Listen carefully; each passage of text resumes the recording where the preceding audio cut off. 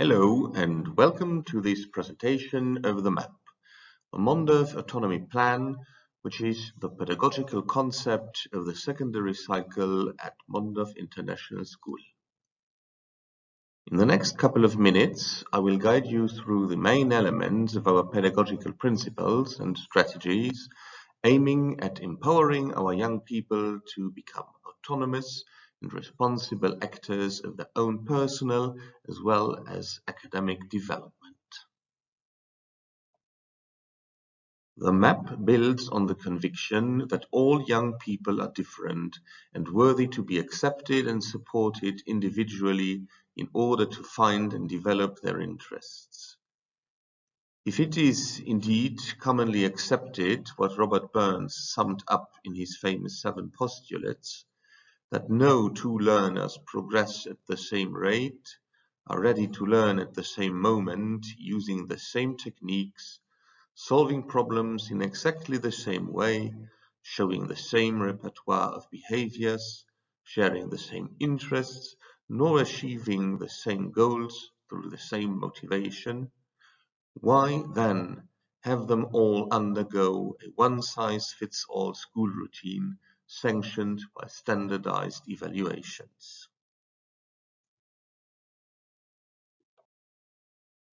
If we agree with Burns, then we must accept that differentiation is the only way to cater for the various interests, needs and wishes of our young. And true differentiation is not a matter of worksheets with various levels of difficulty.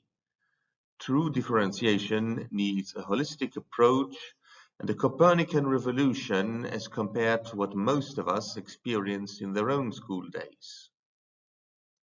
School is commonly defined as a place of learning, and it should be the foremost place of professional learning, not teaching.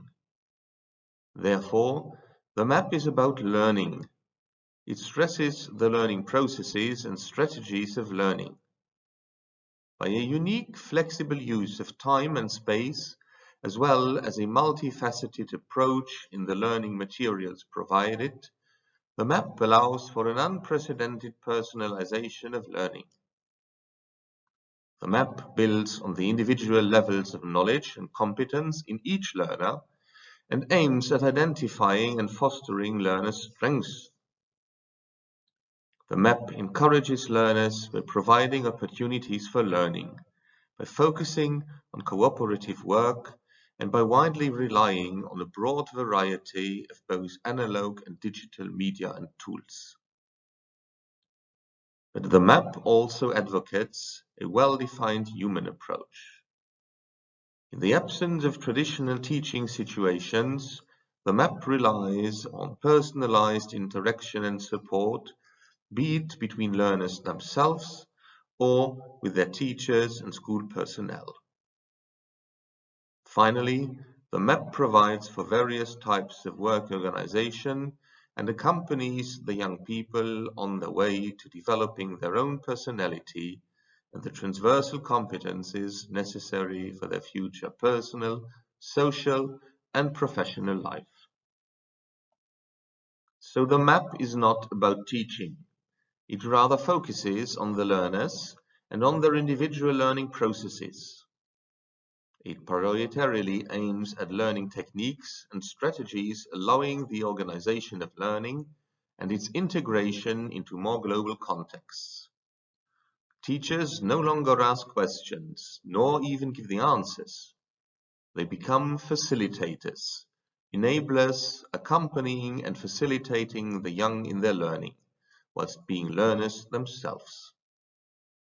In its final effect, the MAP thus has a holistic approach to learning as it looks beyond the mere spectrum of academic subjects.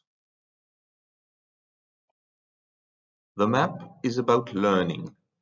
Pupils are invited to become learners, actively taking initiative and responsibility for their own learning. They ask the questions about what they want to know and when they need that information. They learn to work together in pairs and groups and to collaborate in order to achieve their learning objectives. The learners on the map exchange and develop their social competencies and thus go further in the group as they would alone. The map caters for everyone willing to learn and to invest themselves.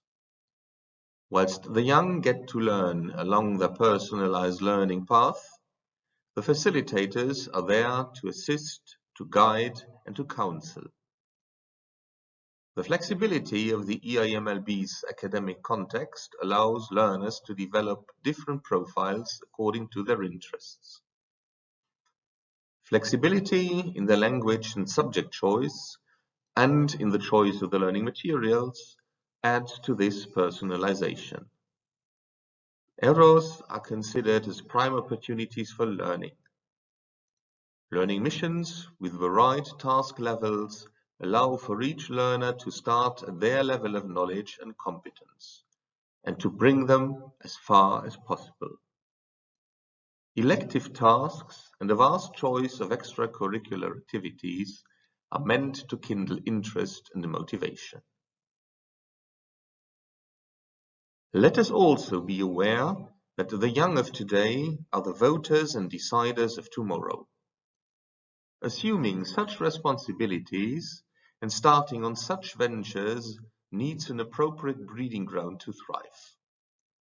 School Parliament allows just that participation in matters of school development and daily school life.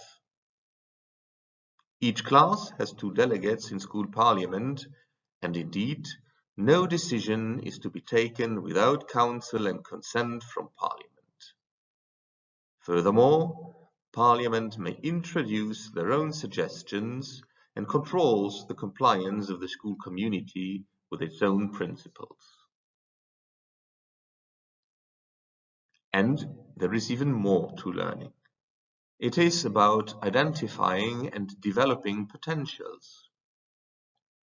EIMLB has therefore integrated projects like Endeavour, which is about setting and reaching aims, and a set of entrepreneurial activities. Our learners are social beings and put an extra focus on developing their social competencies. That is why EIMLB is an official Kiva school, implementing anti-bullying prevention all through the various year levels. Last but not least, learning is about getting in touch with a multitude of cultures and traditions, which is why EIMLB stresses educational trips and is about to develop a school exchange program with other international schools across Europe. In everyday school life, learning along the map means that learners have all the program, materials and information they need prior to starting to work on a mission. Their first tasks and priority competence to develop is that of planning and organization. In doing so, learners are assisted by their facilitators, their tutors, as well as senior learners. A well-established learning plan, written down in the agenda, allows each learner to fully benefit from the possibilities of the map. The learners use their learning times for autonomous work, be it individual or group work, and interaction whenever needed with the facilitators present. The facilitators can assist learners individually or in small groups directly in the learning studio. In their missions, facilitators have defined specific input moments when they give further explanations and feedback, or they decide on such moments ad hoc if they see there is a need. Inputs take place outside the learning studio. They are mandatory or optional. They mainly aim at giving feedback, but also at allowing practice with smaller groups, for example, in language classes. Each day, a set of extracurricular activities gives each learner the opportunity to discover new interests, to unwind in a sport, or take on a new challenge. Learners from classes S1 to S3 have a personal tutor accompanying and guiding them in all aspects regarding the map and everyday school life. As of S4, a team of coaches takes over and assists and counsels learners upon their demand. If secondary school is about coming to know oneself and the world, several integrated projects also pursue that aim. The Endeavour project is about taking on a personal challenge. Internships are provided for at specific orientation moments. Other, more socially oriented projects are still in the making, as well as a set of school outings and pedagogical trips to be integrated to the various class levels. Finally, school is also about developing transversal competencies, from punctuality to the ability to lead a group. These transversal competencies are addressed and documented by each learner in a portfolio that, over time, allows to draw a profile of the learner's interests and strengths, helping them to make sensible choices in terms of subject choice, further studies, or career objectives.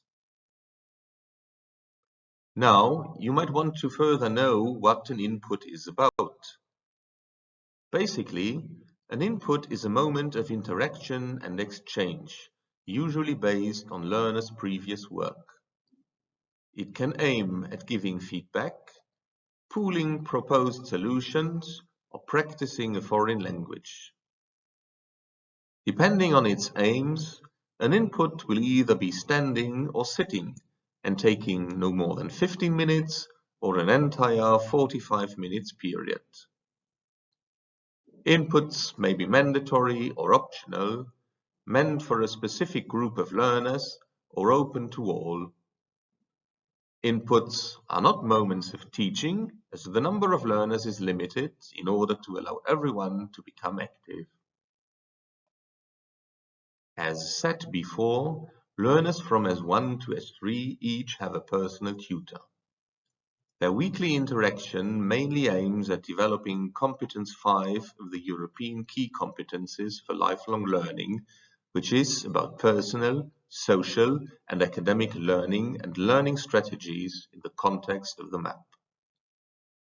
Each class group has a set of facilitators tutoring the class group, and these meet regularly with a form facilitator to discuss each learner's progress, objectives, and needs. From S4 to S7, a number of coaches takes over and proposes coaching sessions based on the individual learner's demand. Let us then focus on transversal competencies and specifically on the 8 key competencies for lifelong learning as defined by the European Union. The 8 key competencies include knowledge, skills, and attitudes needed by all for personal fulfillment and development, employability, social inclusion, and active citizenship. At EIMLB, these competencies are not only developed through all subjects and activities. Each key competence has been detailed into competence criteria that can be acquired, verified, and validated. Whenever learners have worked on any such criterion, they can submit a demand with evidence in support of it, asking for validation of that criterion. Validation happens during regular meetings of the main facilitators of a given class group and at the end of each year during portfolio days when all learners present their achievements before a jury. All competencies and all validated criteria are documented in the learner's individual transversal portfolio. That information is to be used in decisions about orientation and subject choices. It may help as well in deciding about further studies or career objectives. So much for this. Feel free to have a look at the EIMLB's internet site, eimlb.lu, To get more technical information about the European school system itself and daily routines at EIMLB, you are most welcome. Thanks for watching and wishing you a good time.